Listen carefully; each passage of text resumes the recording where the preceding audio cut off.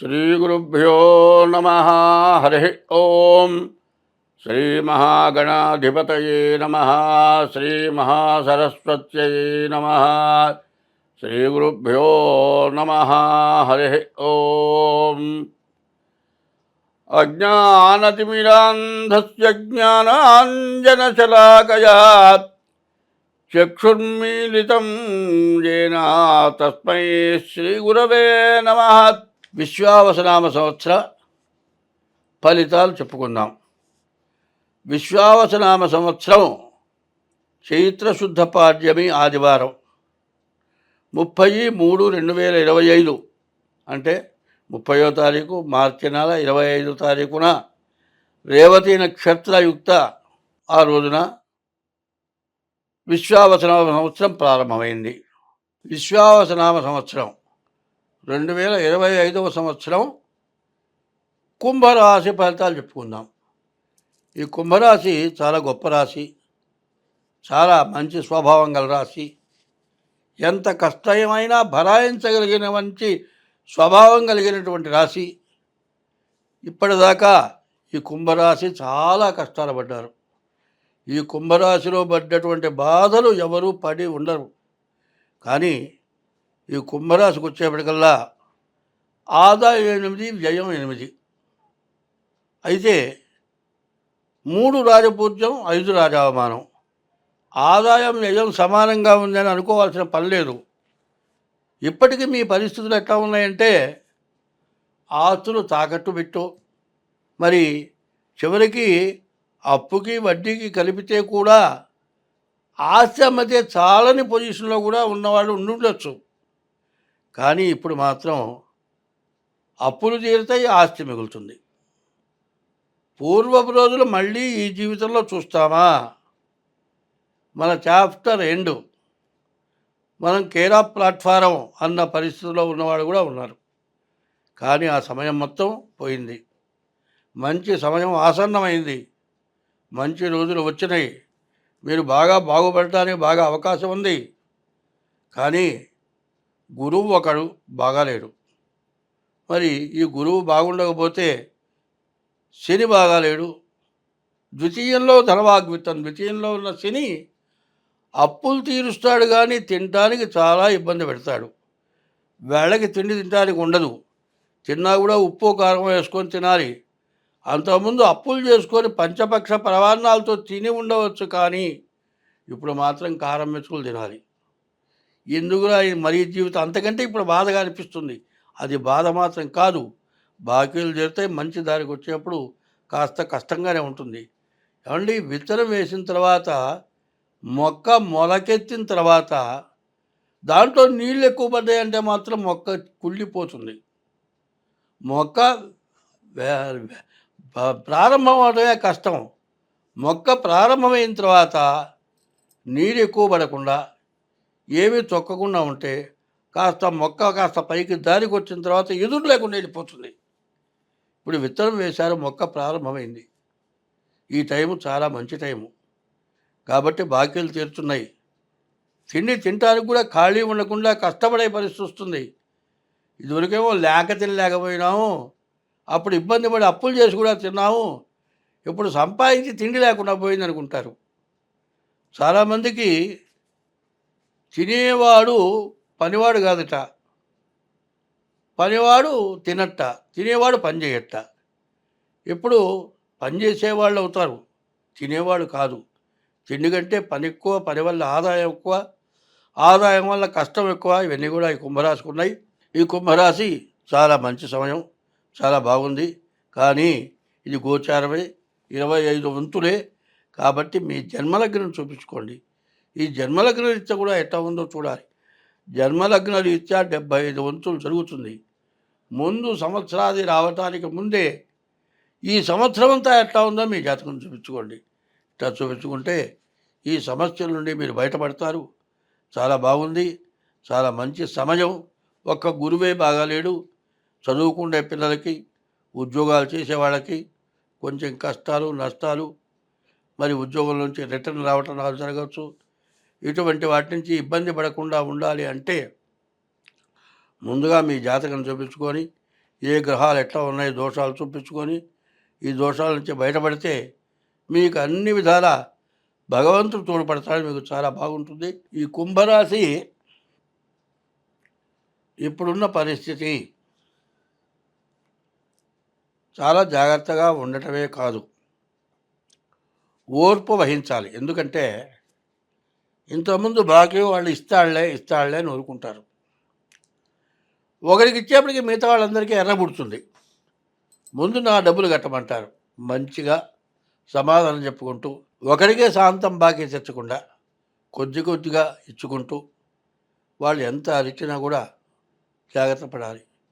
ఎందుకంటే మంచివాళ్ళు చాలా జాగ్రత్తగా ఉంటారు. మంచివాళ్ళు ఎట్లా ఉంటారంటే ధూర్తుడు ఎన్ని మాటలన్నా కూడా మనల్ని కాదు అన్నట్టుగానే ఉంటాడు. అదే మనం టైం బాగుండకపోతే ఏం చేస్తాం, మనం పోతూ ఉంటాం బయటికి. ఇద్దరు పోట్లాడుకుంటూ ఉంటారు, బాగా చుట్టుకుంటూ. అసలు ఈ గొడవ ఏంటి, ఎందుకు వచ్చింది చూద్దాం అనిపిస్తుంది నీకు. అక్కడ నుంచి ఉంటాడు, వాడు వీడు పోట్లాడుకుంటూ ఉంటారు. ఇందులో వాడు ఏం చేస్తాడంటే కటికని జేబులో కత్తి తీసి పసకర పొడుస్తాడు, ఆయువు పట్టున పొడుస్తాడు. వాడు పరిగెత్తుకుంటూ వెళ్ళిపోతాడు, నువ్వు అక్కడ ఉంటావు. వాడు కత్తితో పొడిచింది కూడా నువ్వు చూసే లోపల జనం చేస్తారు, పోలీస్ కేసు పెడతారు, వాడిని పట్టుకుపోతారు. నువ్వు ఏమి ఎరగవు, నీ ఇరుక్కుపోయినావు. ఏమిటి అంటే పూర్వజన్మార్జితమైన కర్మ వల్ల వస్తుంది. అదే కొట్టేవాడికి కూడా దండం పెట్టాయా, ఇన్నాళ్ళు ఆగావు, ఖచ్చితంగా ఈ సంవత్సరం లోపల నీ బాకీ తీరుస్తాను అని మంచిగా చెప్పుకుంటే వాడు ఊరుకుంటాడు. కాకపోతే ఇంకా కొద్దిగా వడ్డీ వేసుకోయా ఇస్తాను, అట్లా మంచిగా చెప్పుకొని బయటపడాలి. ఎందుకంటే ఒక చిన్న కథ చెబుతా. ఇద్దరు స్నేహితులు ఉన్నారు. హోటల్కి పోయినారు, టిఫిన్ చేశారు, కాఫీ తాగారు. ఆ రోజుల్లో చాలా తక్కువ, అర్ధరాణ రోజులు మాత్రం టైంలో ఒక 5 పైసలు తగ్గింది ఒకటికి. అదే 5 పైసలు తగ్గిందిరా అంటే 5 పైసలు వీడు ఇచ్చాడు, వాడు తీసుకున్నాడు. సరే మర్నాడు నలుగురు, అరే నిన్న డబ్బులు తీసుకున్నావు ఇవ్వరాత్రా, అది ఇప్పుడు చిన్న జేబుల్లో లేదు, రేపిస్తా. ఇట్లా 10 సార్లు అడిగాడు. 11వసారి నిరాశాడు. ఏది నా డబ్బులు ఇవ్వండి అన్నాడు. ఏం డబ్బులు రా, 5 పైసలకి 5 పైసలు అయితే ఏమంటే మీ అందరూ లేకుండా అది అరే ఆ మాట అంటావు, నీ డబ్బులు ఎక్కువ ఇస్తే నేను బాకీ ఇచ్చినట్టుగా ఎక్కడ రాసావా అంటే, ఏంది రాసేది, మన స్నేహితం మీద ఇచ్చుకున్నాం. ఎవడు చెబుతాడు చెప్పమను. నేను ఇచ్చింది నువ్వు తీసుకుంది నీకు నాకే తెలుసు, మూడోవాడికి ఎందుకు తెలుస్తుంది? ఇదివరకు ఎన్నిసార్లు తీసుకున్నా, ఎన్నిసార్లు ఇచ్చావు. వీడికిగా తీసుకుంది 5 పైసలు, వాడు 50,000 అంటాడు.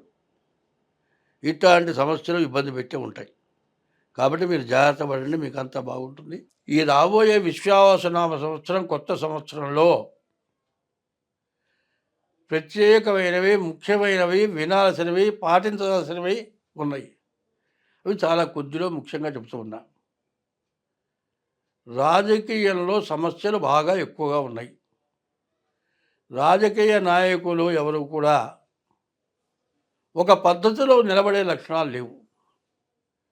రాజకీయ పరిపాలన చేయడానికి పరిపాలకులకి సమస్యలు ఎక్కువగా ఉంటున్నాయి. మిగతా మెంబర్స్ కానీ మంత్రులు కానీ స్వార్థం కోసమని సమస్యలు తెచ్చిపెట్టే లక్షణాలు ఉన్నాయి. సరే, పరిపాలకులకి ఈ ఇబ్బంది ఉంటే, పరిపాలకులకు కొద్దిగా ఇబ్బంది ఉంటే, ప్రతిపక్షాలు మాత్రం దీన్ని బాగా గొడవ చేసి ముందు ప్రతిపక్షాలు పాలకపక్షం కొట్టుకోవటం, పాలకపక్షాలు కొట్టుకుంటే దాన్ని ఎగదోసి ప్రతిపక్షాలు అల్లరి చేయటం, ఇది ఒక సమస్య. కుటుంబ సభ్యుల్లో ఇవాళ ఉన్నటువంటి పెరిగిపోయినటువంటి ఖర్చుల వల్ల, ఆదాయం తక్కువ వల్ల, ఇవాళ వచ్చే ఆదాయం చాలకపోవటం వల్ల కుటుంబ కలహాలు బాగా వస్తున్నాయి. రెండోది. మూడోది ఏమిటంటే ప్రపంచ దేశాల్లో కొన్ని దేశాలు పైకొచ్చినాయి. ఆ పైకొచ్చిన దేశాలు తనకంటే ఇంకో దేశం పైకి రాకూడదు కాబట్టి, రాకుండా పోవాలనే ఉద్దేశంతో పైకి వస్తూ ఉన్న ప్రభుత్వాల్ని అణగదొక్కి వాళ్ళే పై స్థాయిలో ఉండాలి అని చెప్పి, మరి తక్కువగా ఉన్నటువంటి వాళ్ళని ఎగగొలిపి బాగా పరిపాలన చేస్తూ పైకొస్తూ ఉన్న దేశాలని అణచివేయటం కోసమై పైకొచ్చిన దేశాలు, చిన్న దేశాలు చేత పైకి వస్తున్న దేశాల మీద యుద్ధం ప్రకటించి అన్ని దేశాలని నాశనం చేయటానికి కాండతో యుద్ధాలు జరిపే లక్షణాలు బాగా ఎక్కువైనాయి. ఇదివరకు మీరు చూచారు. మరి ఏమైంది? అమెరికా, రష్యా ఉన్నాయి. ఈ రష్యా బాగుంటే ఒకప్పుడు కొంత విడబడది.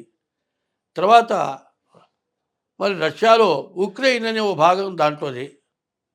సరే వాళ్ళలో వాళ్ళకి తేడాలు వచ్చి గొడవలు పెంచుకోవడం ఎందుకని వాళ్ళు విడబడిపోయినారు. సరే వాళ్ళలో వాళ్ళకి మళ్ళీ ఏదో కొద్దిగా గొడవ వచ్చింది. అయితే ధర్మంగా రష్యా విడగొట్టినటువంటి ఉక్రెయిను రష్యాని అణిచివేయాలనే ఉద్దేశం దానికే కలిగిందో, వేరే దేశాలు వాళ్ళని ప్రగల్పుతే వాళ్ళ ఎగ్గులిపితే వాళ్ళు యుద్ధానికి దిగారో తెలియదు, కానీ అది పెద్ద యుద్ధం జరిగేది, ప్రపంచ యుద్ధం అవుతుందేమో అనిపించే పరిస్థితి వచ్చినప్పుడు ఉక్రెయిన్ సర్వనాశనం అయిపోయింది. ఇప్పటికీ ఇంత జరిగిన తర్వాత యుద్ధాన్ని ఆపటానికి కొన్ని ప్రపంచ దేశాలు పట్టుబడితే యుద్ధం ఆగింది. కానీ యుద్ధం జరిగింది, తర్వాత రష్యాని నష్టపరిచింది, ఉక్రెయిన్ నష్టపడ్డది. కానీ ఈ యుద్ధంలో కొన్ని దేశాలు మాత్రం బాగుపడ్డాయి. ఇట్లాంటివి చాలా జరగటానికి ఇప్పుడు బాగా అవకాశాలు ఉన్నాయి.